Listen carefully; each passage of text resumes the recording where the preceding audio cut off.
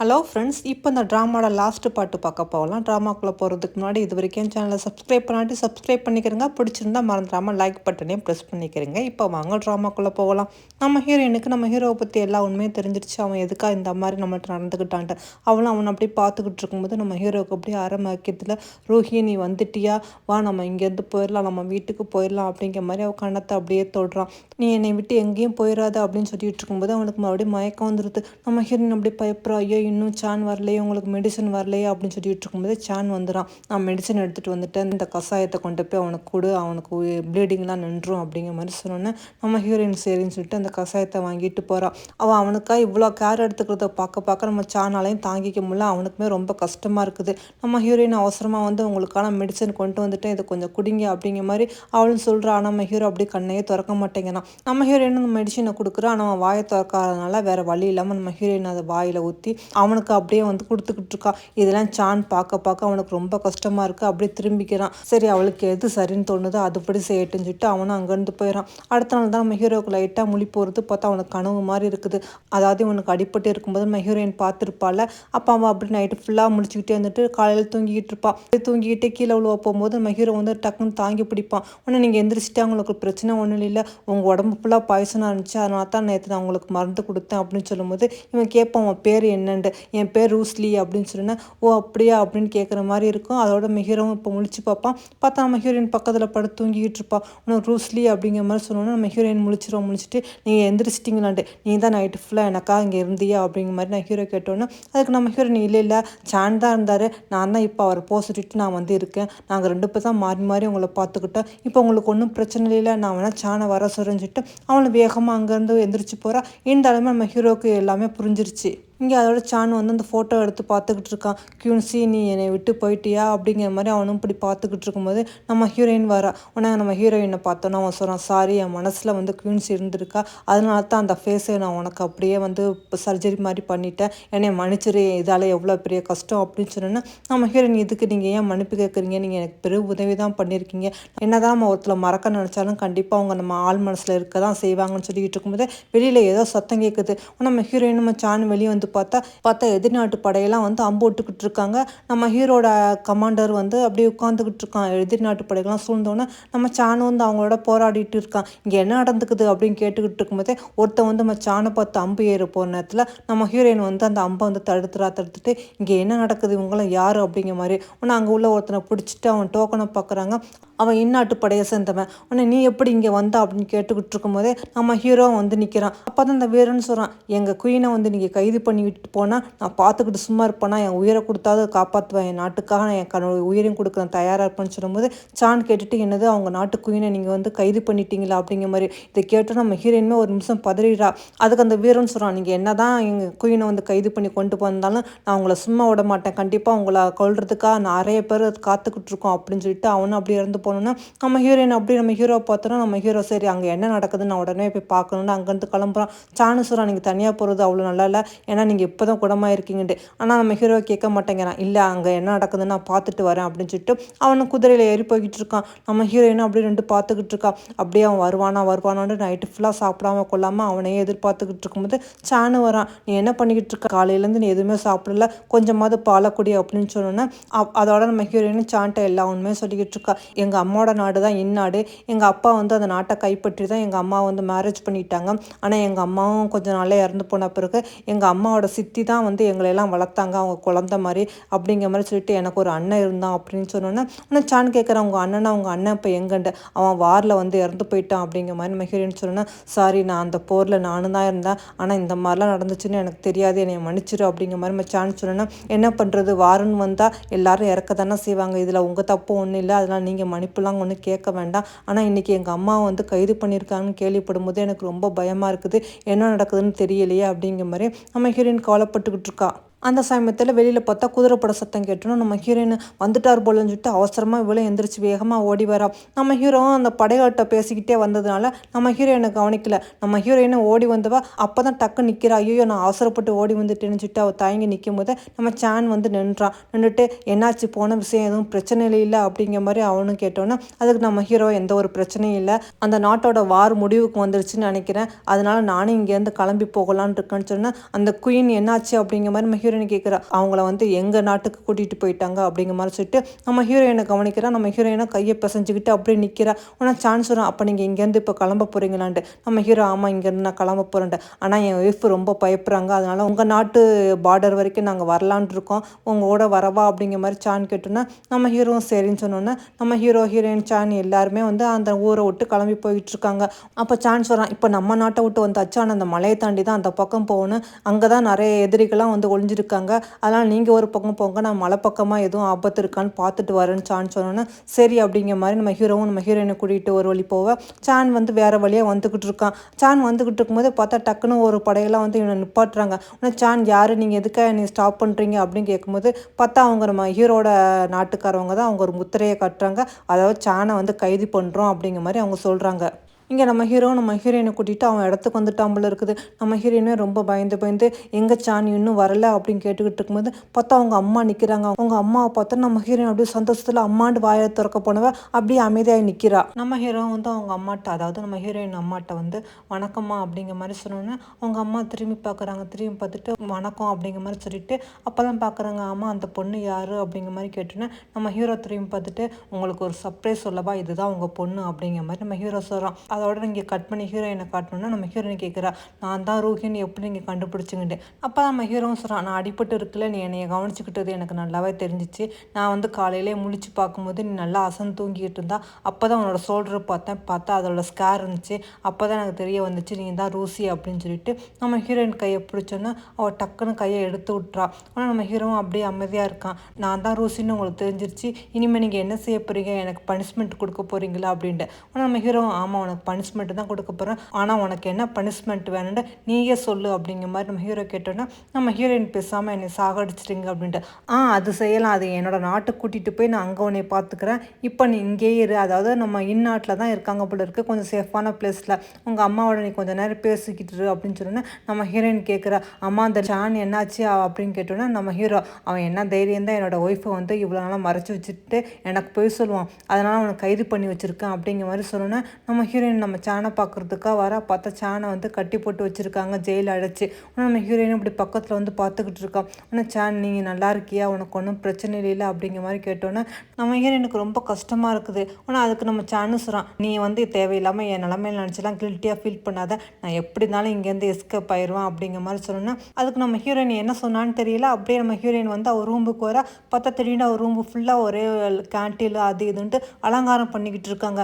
நம்ம ஹீரோயின் ஒன்றுமே புரியாமல் அப்படியே பார்த்துக்கிட்டு அவள் பெட்டில் உட்காந்துக்கிட்டு இருக்கும்போது நம்ம ஹீரோ வரான். வந்தவனும் கேட்குறான் என்ன இங்கேருந்து தப்பிச்சு போகலான்னு ட்ரை பண்ணுறியா அப்படிங்கிற மாதிரி. அதுக்கு நம்ம ஹீரோயின் சொல்கிறான் நான் எப்படி இங்கேருந்து தப்பிச்சு போக முடியுது, அதான் நீங்கள் நிறைய காவலுக்கு ஆளுக்கெல்லாம் போட்டிருக்கீங்க, என்னை சுற்றி எப்போவுமே நிறைய மேடி இருக்காங்களே, என்னால் இங்கேருந்து போக முடியாதுன்ட்டு. அப்போ உனக்கு இன்னும் இங்கேருந்து தப்பிச்சு போகணுன்ட்டு என்ன இருக்குதா அப்படிங்கிற மாதிரி நம்ம ஹீரோ கேட்டோன்னே நம்ம ஹீரோயினா அதெல்லாம் அப்புறமா பார்த்துக்கலாம், எதுக்காக தேவையில்லாமல் சானை வந்து இப்படி அரெஸ்ட் பண்ணி வச்சுருக்கீங்க, ப்ளீஸ் அவரை விட்டுடுங்க, அவர் மேலே எந்த ஒரு தப்புமே இல்லைன்னு சொன்னேன்னா நான் ஒன்றும் அவனை கொல்ல போகிறதில்ல, ஆனால் என் பொண்டாட்டி அவன் இவ்வளோ வச்சுருந்தால அவனுக்கு பனிஷ்மெண்ட் கொடுக்கலான்ட்டு ஒரு 7 days மட்டும் அவனை ஜெயிலில் போட்டிருக்கேன், மற்றபடி அவனை ரிலீஸ் பண்ணிடுறோம் அப்படின்னு சொல்லிக்கிட்டு இருக்கும்போது அங்கே வந்து கமாண்டோட பிரின்ஸ் வந்து சானு தப்பிச்சு போயிட்டான் அப்படிங்கிற மாதிரி நம்ம ஹீரோட்ட சொன்னோன்னா நம்ம ஹீரோயின் அப்போ தான் அப்படி யோசனை பண்ணி பார்க்குறா. அதாவது நம்ம ஹீரோயின் வந்து சான்கிட்ட பேசிட்டு வந்துருக்கும்போது இங்கே இன்னும் வந்துடுவா, வந்துட்டு சான் எங்கே வச்சுருக்கீங்க சொல்லுங்கள், நான் சானை இங்கேருந்து கூட்டிகிட்டு போகணும் அப்படின்னு சொல்லும்போது நம்ம ஹீரோயின் சொல்லி காட்டுவா சான் வந்து ஏற்கனவே தப்பிச்சு போயிட்டான்ட்டோம், அதாவது நம்ம சானுக்காக சாப்பாடு கொண்டு வந்து வச்சுட்டு அதில் நோட்ஸ் இருக்குது, அதை படித்து பாருங்கள், இங்கேருந்து தப்பிச்சு போயிருங்க அப்படிங்கிற மாதிரி நம்ம ஹீரோயின் சொல்லியிருப்பா. அதுக்கு சான் சொல்கிறான் நான் தப்பிச்சு போகிறது சரி, நீனே என் கூட வரியா அப்படிங்கிற மாதிரி. நம்ம ஹீரோயின் எதுவுமே சொல்லாமல் அங்கேருந்து போகும்போது சான் சொல்லுவான் ஒரு நிமிஷம் நெல்லு, உனக்கு என் மேலே எந்த ஒரு ஃபீலிங்ஸும் இல்லையா அப்படிங்கிற மாதிரி கேட்டோன்னே நம்ம ஹீரோயினாக இல்லை அப்படிங்கிற மாதிரி தலையாட்டிட்டு நம்ம ஹீரோயினாக அங்கேருந்து கிளம்புவா. ஆனால் சான் நான் உனக்காக வெயிட் பண்ணிக்கிட்டு இருப்பேன், நீ கண்டிப்பாக ஒரு நாள் வருவாண்டு, என் நாடு என்னைக்கு உனக்காக காத்திருக்கும் அப்படிங்கிற மாதிரி சான் சொன்னோன்னா நம்ம ஹீரோயின் எதுவுமே சொல்லாமல் அங்கேருந்து அப்படி கிளம்பி போயிடுவா. இந்த சானை பார்க்கையில் கொஞ்சம் பாவமாக தான் இருக்குது, ஆனால் என்ன பண்ணுறது, நம்ம ஹீரோயின் வந்து நம்ம ஹீரோ தானே லவ் பண்ணிக்கிட்டு இருக்கா. ஆனால் அந்த கமாண்டரும் அவன் தப்பிச்சு போயிட்டான்னு சொன்னோன்னா நம்ம ஹீரோவோ அப்படியே அப்போனா ரொம்ப சந்தோஷம் அப்படிங்கிற மாதிரி அவனும் சொல்கிறான். நம்ம ஹீரோயின் நீங்கள் என்ன பைத்தியமா, அவன் தப்பிச்சு போயிட்டான்னு சொன்னா நீங்கள் சந்தோஷப்படுறீங்க, நான் ஒன்றும் அவனை கொல்லணும்னு நினைக்கல, இல்லை அவனை சும்மா ஒரு பனிஷ்மெண்ட்டுக்காகத்தான் வந்து ஜெயிலில் அடைச்சிருந்தேன், மற்றபடி நானே அவனை விடலான்ட்டு தான் இருந்தேன், ஒன்றும் பிரச்சனை இல்லை, அவன் இங்கேருந்து போனது எனக்கு தெரியும், அதுக்கு காரணம் நீ தாண்டு தெரியும் அப்படிங்கிற மாதிரி நம்ம ஹீரோ சொன்னோன்னா நம்ம ஹீரோயின் அப்படியே அமைதியாக இருக்கா. இப்போ ரொம்ப லேட்டாச்சு, இதை பற்றி நம்ம பேசிக்கிட்டு இருக்க வேண்டாம், வா நம்ம தூங்கலாம் அப்படிங்கிற மாதிரி நம்ம ஹீரோயின் அப்படியே ஹக் பண்ணிக்கிறான். அதோட அடுத்து நம்ம ஹீரோயினா அவங்க அம்மாவோட பேசிகிட்டு இருக்கும்போது அப்போ தான் நம்ம ஹீரோ வந்தோடனே அவங்க அம்மா எந்திரிச்சு அவங்களுக்கு மரியாதை செலுத்த போகிறாங்க. நம்ம ஹீரோ அதெல்லாம் ஒன்றும் வேண்டாம், நீங்கள் பெரியவங்க, நான் எப்போவுமே உங்களுக்கு கீழே தான் அப்படிங்கிற மாதிரி அவனும் சொன்னோன்னா நம்ம ஹீரோயின் மனசு அப்படியே ஒரு மாதிரியாக இருக்குது. உடனே எல்லாரும் ஒன்றா சேர்ந்து சாப்பிட்றாங்க. அப்போ தான் அவங்க அம்மா சொல்கிறாங்க, ரூஹா நம்ம நாட்டில் வந்து லேண்டன் திருவிழா வருது, உனக்கு அதுண்டா ரொம்ப பிடிக்கும்ல அப்படிங்கிற மாதிரி கேட்டோன்னே நம்ம ஹீரோயின் ஆமாம்மா முதல்ல அதுக்குண்டா ஓடிடுவேன், இப்போ எங்கே என்னால் முடியும் அப்படிங்கிற மாதிரி சொல்லும்போது நம்ம ஹீரோ அதை கவனிச்சிக்கிட்டு இருக்கான். இங்கே அப்படியே கட் பண்ணி நம்ம சேனை கட்டுறாங்க. நம்ம சேனுக்கு அடிபட்டுறதுக்கு நம்ம லீனு தான் கட்டு போட்டுட்டு அங்கேருந்து போகும்போது நம்ம சேன் கேட்குறான், குயின் இறந்ததுக்கு நீ தான் காரணமா அப்படிங்கிற மாதிரி. அதுக்கு லீனு அப்படியே நின்றுட்டு, நான் ஒன்றும் அவளை கொலை பண்ணலை, ஆனால் அவளை நான் காப்பாற்றாம தான் விட்டேன், என்னை அதுக்காக மன்னிச்சிடுங்க, நான் இங்கேருந்து கிளம்புறேன் அப்படின்னு சொல்லிட்டு போகும்போது அதுக்கு நம்ம சேன் சொல்கிறான், வேண்டாம் நீ எங்கேயும் போகாத இங்கே இரு அப்படிங்கிற மாதிரி சொன்னோன்னா அவளும் திரும்பி பார்த்துட்டு அப்படி சந்தோஷப்படுறா. சேன் நீ இங்கே இரு அப்படின்னு சொன்னதுக்கு என்ன அர்த்தம்னு தெரியல. ஒருவேளை அவன் லின்னை மேரேஜ் பண்ணிக்குவானா இல்லை மாட்டானாலாம் தெரியல. அதை பற்றி கதையில் காட்டவும் இல்லை. ஆக மொத்தம் லின்னு வந்து இனிமேல் சேனோட தான் இருப்பாள். அதோட இங்கே கட் பண்ணி காட்டுறாங்க. நம்ம ஹீரோவை வந்து இப்போ கிங் ஐட்டம் போல் இருக்குது. அதாவது அவங்க அப்பா வந்து இப்போ நம்ம ஹீரோவை வந்து ராஜாவாக்கிட்டாங்க. அதனால எல்லா பவரும் நம்ம ஹீரோவுக்கு வந்ததுனால நம்ம நாட்டு எல்லையில் உள்ள எல்லா படையும் அவன் வந்து வாபஸ் வாங்கிட்டான். இதை பற்றி யான்சியோட அண்ணனு அதாவது ஜெனரலும் வந்து நீங்கள் வந்து எதுக்காக படையெல்லாம் வந்து திரும்ப வாபஸ் வாங்கினீங்க, இந்நாட்டை கைப்பற்ற நேரத்தில் எதுக்காக இது ஸ்டாப் பண்ணீங்க அப்படிங்கிற மாதிரி கேட்டோன்னா நம்ம ஹீரோவும் சொல்கிறான், போதும் இது சண்டை போட்டது, இதால் நிறைய மக்கள் இறந்து போயிட்டாங்க, நிறைய ரத்தம் லாஸ் ஆயிடுச்சு, இனிமேல் இந்த இது வேண்டாம், அதனால நான் போரை நிறுத்திடலான் இருக்கேன், இந்நாட்டு மக்கள் அவங்க சுதந்திரமாக அவங்க நாட்டிலே இருக்கட்டும் அப்படின்னு சொன்னோன்னா, அதுவும் இல்லாமல் ஆர்மியில் நிறைய தில்லுமுள்ளும் நடந்திருக்கு, அதை பற்றி விசாரிக்கிறதுக்காக நான் ஏற்பாடும் பண்ணியிருக்கேன்னு சொன்னோன்னா அந்த கமாண்டரும் அதை பற்றி விசாரிக்கிறதா சிவில் கோர்ட்டில் அப்ளை பண்ணியிருக்கோம் அப்படிங்கிற மாதிரி சொன்னோன்னா இதெல்லாம் கேட்ட ஜெனரல் ரொம்ப கோபப்படுறான். இந்த நான்சி ஃபேமிலி தான் உங்களுக்கு இவ்வளோ நாளாக சப்போர்ட்டாக இருந்தாங்கன்னு அதை மறந்துடாதீங்க அப்படிங்கிற மாதிரி சொன்னோன்னா ஹீரோ அதனால இப்போ என்ன அதுக்காக இந்த காலம்பெல்லாம் சண்டை போட்டுக்கிட்டு இருக்குன்னு ஒன்றும் அவசியம் இல்லை அப்படிங்கிற மாதிரி நம்ம ஹீரோ சொன்னோன்னா இதெல்லாம் கேட்டு இருந்த ஜெனரலுக்கு செம்ம கடுப்பாக அப்படியே நம்ம ஹீரோவை முறைச்சி பார்த்துக்கிட்டு இருக்கான். அதோட நம்ம ஹீரோவும் அப்படியே வந்து நம்ம ஹீரோயின்ட்ட இன்னைக்கு லேண்டன் திருவிழா இருக்குன்னு சொன்னாங்கல்ல, வா நம்ம வெளியே போகலாம் அப்படிங்கிற மாதிரி நம்ம ஹீரோயினை கூட்டிகிட்டு வெளியே போகிறான். நம்ம ஹீரோயினும் அதோட அதையெல்லாம் பார்த்து ரசித்து வந்துக்கிட்டு இருக்கும்போது நம்ம ஹீரோவும் நம்ம ஹீரோயின் கையை பிடிச்சிக்கிட்டு அப்படியே நடந்து வந்துக்கிட்டு இருக்கான். 2 பேர் இடுப்புலையுமே பாதி ஃப்ளூட் இருக்குது. ஆனால் நம்ம ஹீரோயினுமே ரொம்ப சந்தோஷமாக தான் வந்துக்கிட்டு இருக்குதா. அப்போ தான் ஒரு கடையில் ஒரு மாஸ்க் இருக்குது, அதாவது முயல் மாஸ்க் மாதிரி, ஆனால் ஒத்த கண்ணுக்கு போகிற மாதிரி. அதில் ஒரு பீஸ் எடுத்து நம்ம ஹீரோயின் போட்டுக்க, நம்ம ஹீரோ இன்னொரு பீஸ் எடுத்துக்கிறான். அப்போ நம்ம ஹீரோயின் கேட்குறா, ஒருவேளை நீ நானும் ஒத்த தெரியாமல் இருக்கும்போது நீ இந்த மாதிரி பார்க்கும்போது நீ என்ன செய்வா அப்படிங்கிற மாதிரி கேட்டோன்னா அதுக்கு நம்ம ஹீரோ சொல்கிறான், உன்னை அப்படி பார்த்தானாக்க என்னை கல்யாணம் பண்ணிக்கிறியான்னு உன்னை கேட்பேன் அப்படிங்கிற மாதிரி நம்ம ஹீரோவும் சொல்கிறான். அதோட நம்ம ஹீரோயினும் வந்து அப்படி தூங்கிக்கிட்டு இருக்காங்க. நம்ம ஹீரோயினுக்கு ஏதோ ஒரு கெட்ட கனவு போல் இருக்குது. அவளும் பயந்து முழிச்சு எந்திரிச்சிட்டா. நம்ம ஹீரோ அதெல்லாம் ஒன்றும் ஆகாது, நீ எதுக்கும் கவலைப்படாத, நான் நல்லபடியாக நம்ம சேஃபாக இருப்போம் அப்படின்னு சொல்லிட்டு நம்ம ஹீரோயினை சமாளப்படி தூங்க வைக்கிறான். அடுத்த நாள் காலையில் நம்ம ஹீரோயின் எந்திரிச்சு வந்து பார்க்குறா, பார்த்தா யாசி நாட்டுக்கு வந்திருக்கா போல இருக்குது. அங்குள்ள மேடு எல்லாத்தையும் போட்டு இவ சாட்டையெல்லாம் அடிச்சுக்கிட்டு இருக்கா. இதை பார்த்தோன்னே நம்ம ஹீரோயினுக்கு கோவம் வந்துட்டு நீ என்ன பண்ணிக்கிட்டு இருக்கா, இது உன்னோட பிளேஸ் கிடையாது, நீ எப்படி இங்கே வந்து உங்கள் எல்லாத்தையும் அடிக்க உனக்கு என்ன ரைட்ஸ் இருக்குது அப்படிங்கிற மாதிரி நம்ம ஹீரோயின் கேட்டோன்னே உன்னை யாசி, உனக்கு அவ்வளோ தைரியம் வந்துருச்சா, என்ன தைரியம் தான் நீ என்னையே ஏற்றுக்கப்பா, நான் யாருன்னு தெரியுமில்ல அப்படின்னு சொல்லிட்டு இப்போ யுவா வந்து உன் பக்கம் இருக்கான்னு தைரியத்தில் நீ பேசுறியா, ஆனால் யுவா கூட என்னை தட்டி கேட்க எந்த ரைட்ஸும் இல்லைன்னு சொல்லிட்டு நம்ம ஹீரோயினே மண்டி போட உட்கார வச்சு சாட்டையால் அடிக்கிறா. பாவம் நம்ம ஹீரோயினுக்கு பலமான அடி போல் இருக்குது. அதோட மேடு வந்து நம்ம ஹீரோயினுக்கு காயத்துக்கு மருந்து போட்டுக்கிட்டு இருக்கும்போது நம்ம ஹீரோ வரான். வந்தவன் என்னாச்சு உனக்கு ரொம்ப காயம் பட்டுருச்சா அப்படின்னு கேட்கும்போது நம்ம ஹீரோயின் ஆமா என்னது உங்கள் ஃபேஸ் எல்லாம் ஒரே ரத்த கரையாக இருக்குது, என்னாச்சுன்னு நம்ம ஹீரோயின் கேட்டோன்னா அதுக்கு நம்ம ஹீரோவும் சொல்கிறான், ஆமாம் உனக்கு பனிஷ்மெண்ட் கொடுத்தால அதனால் அவளுக்கு நான் திரும்ப பனிஷ்மெண்ட் கொடுத்தேன்னு சொன்னேன். ஐயோ நீங்கள் என்ன முட்டாள்தனம் பண்ணிட்டீங்க, நீங்கள் யார் அடிச்சிருக்கீங்கன்னு தெரியுமா அப்படின்னு கேட்டோன்னா எல்லாம் தெரிஞ்சு தான் பண்ணேன், இனிமேல் நான் எதுக்கும் பயப்படணும்னு அவசியம் இல்லை, அதுவும் இல்லாமல் உன்னை காயப்படுத்தின யாரையும் நான் சும்மா விட மாட்டேன் அப்படிங்கிற மாதிரி ஹீரோ சொன்னேன். இப்போ தான் கொஞ்சம் கொஞ்சமாக நம்ம நாட்டோட மக்கள் எல்லாரும் சந்தோஷமாகிட்டு இருக்காங்க, நானும் சந்தோஷப்பட்டுக்கிட்டு இருக்கேன், ஆனால் நீங்கள் இந்த மாதிரி பண்ணியிருக்கீங்க, ஏதாவது பிரச்சனை வந்துருமான்னு எனக்கு பயமாக இருக்குது, இந்த மாதிரி ஒரு சூழ்நிலை நம்ம குழந்தை பிறந்தால் என்ன ஆகும், நம்ம குழந்தைக்கு ஏதாவது ஆகிட்டா நான் என்ன செய்வேன் அப்படிங்கிற மாதிரி ஹீரோயின் பயந்தோன்னா நம்ம ஹீரோ அதெல்லாம் எதுவுமே ஆகாத, நான் எதுவுமே ஆக விட மாட்டேன் அப்படின்னு சொல்லிட்டு அவட அவங்க 2 பேரும் அப்படியே தூங்குறாங்க. அப்போ நம்ம ஹீரோ முழிச்சு பார்க்குறோம், பார்த்தா பக்கத்தில் நம்ம ஹீரோயினை காணோம். ஆனால் பார்த்தா ஃப்ளூட் வாசிக்கிற மாதிரி வெளியில் சத்தம் கேட்டோன்னா நம்ம ஹீரோ அவசரமாக ட்ரெஸ் சேஞ்ச் பண்ணிட்டு வெளியே வந்து பார்க்குறான். ஹீரோயின் கழுத்தில் கத்தி வச்சுக்கிட்டு அந்த யாசி நிற்கிற அவன் அண்ணன் தான் ஃப்ளூட் வாசிச்சுட்டு இருக்கான். நம்ம ஹீரோ வந்து இங்கே என்ன நடக்குதுன்னு கேட்டோன்னா அதுக்கு அந்த ஜெனரல்னு சொல்கிறான், என்ன தைரியம் தான் என்னை ஜெனரல் பதவியிலேருந்து நீக்கிட்டு நீ வேற ஒருத்தனை போடுவா, உனக்கு என்ன தைரியம், இவ்வளோ நாளாக நான் தான் உனக்கு உனக்கு சப்போர்ட் பண்ணிக்கிட்டு இருந்தேன் அப்படிங்கிற மாதிரி சொன்னோன்னா நம்ம ஹீரோவும் சொல்லுவான், ஆமாம் ஆமாம் நீ எனக்கு சப்போர்ட் பண்ணான்னு எனக்கு நல்லாவே தெரியும், அதுக்காக நான் நன்றி விசுவாசம் நிறையாவே இருக்குது, ஆனால் அதுக்காக நீ சொல்கிறது எல்லாத்தையும் நான் கேட்டுக்கிட்டு இருக்கேன்னு அவசியம் இல்லைன்னு சொன்னோன்னா அதுக்கு அவனும் சொல்கிறான், இது வரைக்கும் நானும் போதும்னு சொல்லிக்கிட்டு இருந்தேன், ஏன்னா என் தங்கச்சி வந்து உன்னை லவ் பண்ணால் அந்த ஒரு காரணத்துக்காகத்தான் நானும் உனக்கு இவ்வளோ நாள் சப்போர்ட்டாக இருந்தேன், மற்றபடி எனக்கு வந்து இந்த நாட்டை எப்படியாவது எடுத்துக்கணும்னு தான் ஆசை, இருந்தாலும் பரவாயில்ல என் தங்கச்சி நீனும் ஒன்றா இருந்து அவளுக்கு பிறக்கிற குழந்தை மூலமாக இந்த நாட்டை ஆளலாம் நான் முடிவு பண்ணிக்கிட்டு இருந்தேன், ஆனால் நீ என்னண்டா எல்லா கனவையும் நீ மண்ணாக்கிட்டா, இதுக்கு மேலே நான் சும்மா இருக்க மாட்டேன் அப்படிங்கிற மாதிரி நம்ம ஹீரோட்ட சொல்லிக்கிட்டு இருக்கா. நம்ம ஹீரோ எனக்கு தெரியும் நீ இந்த மாதிரிலாம் பண்ணுவான்னு தான் எனக்கு நல்லாவே தெரியும், அதனால தான் உன்னை ஜெனரல் பதவியிலேருந்து நீக்கினேன், ஆனால் நீ வந்து நினைக்கிற இது எதுவுமே நடக்காது, நான் உன்னை சும்மா விட மாட்டேன் அப்படிங்கிற மாதிரி நம்ம ஹீரோவும் சொன்னோன்னா நம்ம ஹீரோ ரொம்ப பயப்படுறா, இவங்களெல்லாம் ஏற்று நம்மளால் ஒன்றுமே செய்ய முடியாது, ஏன்னா இவனுக்கு பின்னாடி நிறைய ஆர்மி இருக்குது,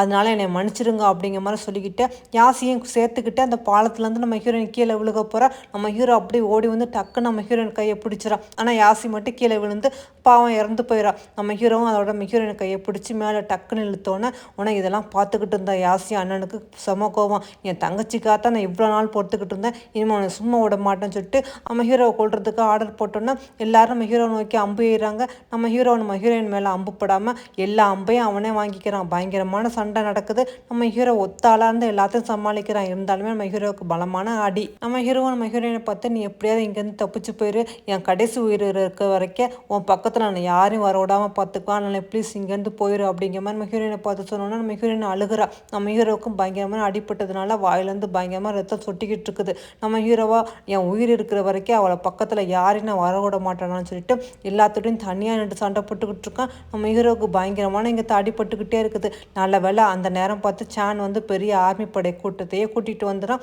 நம்ம ஹீரோவும் அப்படி மயங்கி விழுக நம்ம ஹீரோயின் ஓடி போய் அப்படியே நம்ம ஹீரோவை தாங்கி பிடிச்சிக்கிறா. அப்படியே கொஞ்ச நாள் கழிச்சு காட்டுறாங்க.